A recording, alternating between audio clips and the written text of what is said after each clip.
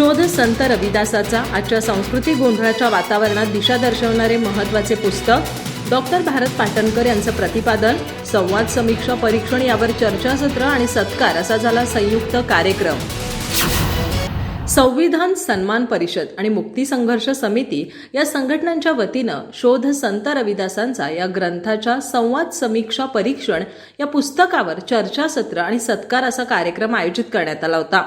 यावेळी कार्यक्रमाचे अध्यक्ष, ज्येष्ठ विचारवंत, परिवर्तनवादी चळवळीतील नेते डॉक्टर भारत पाटणकर बोलताना म्हणाले, शोध संत रविदासांचा हे पुस्तक आजच्या सांस्कृतिक गोंधळाच्या वातावरणात दिशा दर्शवणारं महत्त्वाचं पुस्तक आहे असा गौरव त्यांनी ग्रंथाचा केला.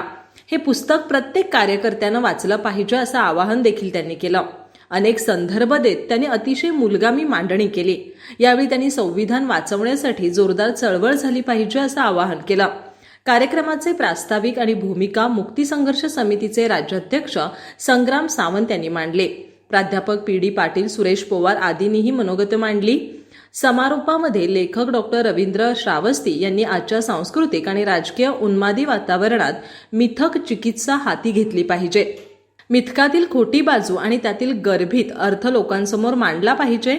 संत महामानव हे राष्ट्र निर्माण करते होते याचे आपण भान ठेवले पाहिजे आणि त्यांना विशिष्ट जातीत बंदिस्त न करता त्यांचं समस्त मानवजातीला पुढे नेणारं तत्वज्ञान लोकांसमोर आणलं पाहिजे असं आवाहन केलं.